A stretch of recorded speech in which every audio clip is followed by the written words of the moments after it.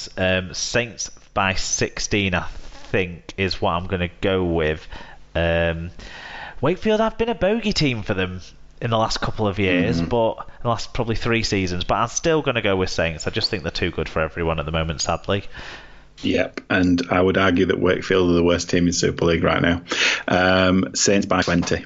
Okay, Saturday 5 p.m. Sky game. We've got Catalans hosting Warrington. I'll let you go first on what you think will happen in the south of France.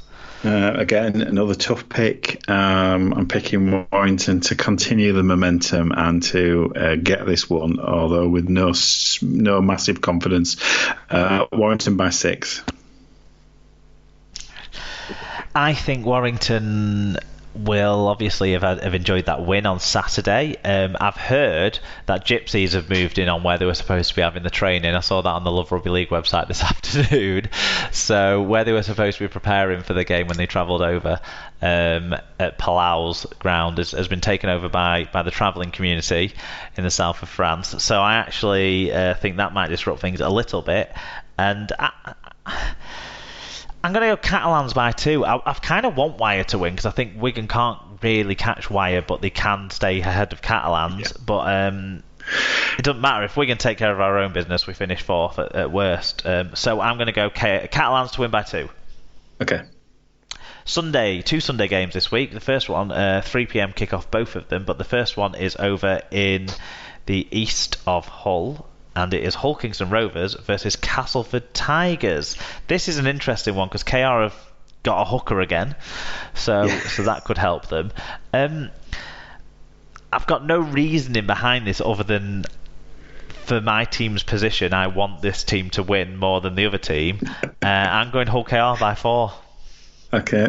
So Mark's tipping about what he wants to happen. Yep. Fair enough. That's as good a reason as any because this is yet another one that's difficult to pick. Let's go for Cass. Cass by 6. You didn't let your fellow Cass fans down. Okay, the final game of the round then is London hosting Salford. I'll let you go first on this one. Do you see any way for London to win? They probably need it. It's one of those games that they'll be targeting amongst their last half dozen. But I just think Salford are playing too well at the moment. Salford by 10. Yeah, you've just sort of started making me... I'm thinking Salford too, but you've started to sway my mind a bit because when they've targeted games this year, they've generally won them. They've generally been pretty good, yeah. Before and after weeks off, they've put in the right sort of levels of efforts as well after they sort of limped out of the cup at Fax. But Salford have found the groove again. Lola here's started to fit in well and playing with some confidence, and is a talented player that we all know. So, that's only a good thing for Salford. I think Salford are going to score too many points. I've got Salford by 16. Okay. Championship game of the week is a dress rehearsal for the 1895 Cup final as Sheffield host Widnes. Sheffield continuing with their Friday night fixtures, bafflingly so, but there you go. I think Sheffield at home might just grind out a win here against a Widnes side that need it more, but maybe travelling on a Friday night, I'm not certain for them. Yeah, I'd go Sheffield at home too. League One game of the week. We can't not talk about the Cumbria derby. Really, I don't think this week. It's top of the table. Whitehaven looking to solidify that top spot that gives them promotion into the Championship against their local rivals Workington, who are just now sneaking into the playoff race and starting to get some form together. Which way do you think this will go? Everything tells me it should be Whitehaven, which means I'm going to tip Workington. You've stolen what I was going to say. I think Workington will win by like 2 or something, and I don't know how. It. Yeah, because League One, if League One has been anything this year, it's been unpredictable. Yep.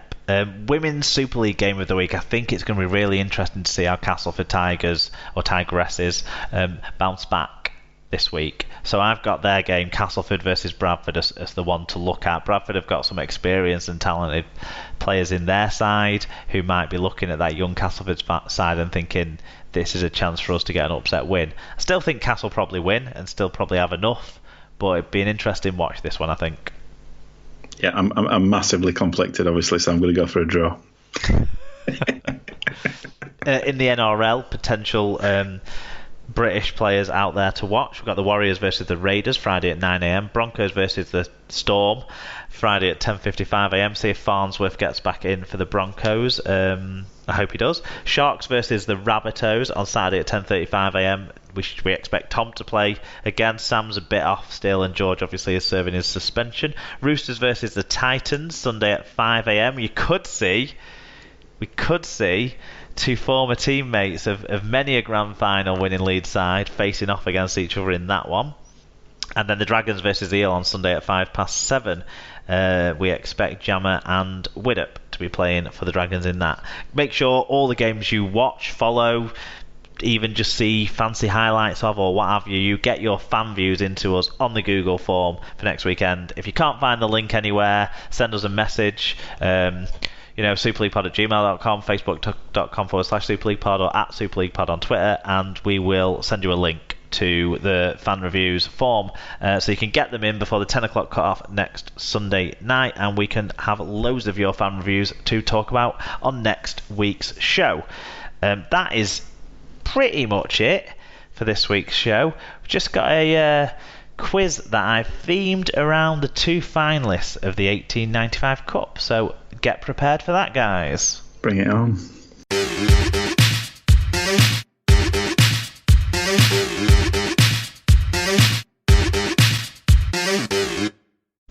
So, Alan, the quiz this week, and I'm not going to lie, I think it's a tough one.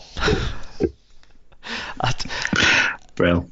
I didn't mean for it to be a tough one, but it just went that way with what I was enjoying looking at. But what I've done is I've picked out three players who played for either Sheffield in their 1998 Cup final win or Widnes in their 1984 Cup final win. So the last times both of these sides lifted a trophy at Wembley, basically, is what we're talking about. Right. What I'm going to do is read out the opening to these three players' Wikipedia profiles, and all you have to do is tell me the full name of the player that this is. I don't mean middle names and stuff, but first name, surname of the player that it's describing. I've got three players for you, so you can start settling it in your mind who you might think who were Sheffield players back in 98, who were Widnes players in 84. That might help you in this. But yeah, I'm going to read out the opening paragraphs to their Wikipedia profiles. These are, just to be clear, these are the words of their Wikipedia profiles and definitely not the words of me or of Super League Pod. So, the first one. Born the 24th of April 1976, this is an English former professional rugby league player who played for the Sheffield Eagles and the Leeds Rhinos in Super League. A Great Britain and England international representative centre, he is considered one of the greatest players of the Super League era. Not my words. Not your words.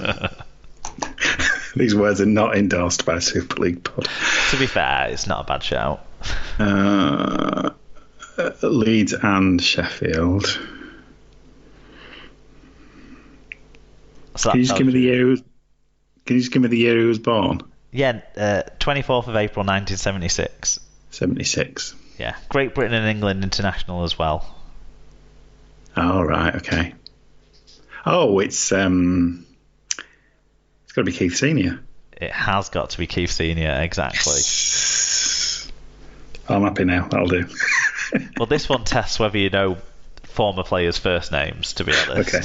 Because this is an English former professional rugby league footballer who played for Wigan, Workington Town, Widnes, Salford and Leigh. He is the father of England and Great Britain international Sean O'Loughlin.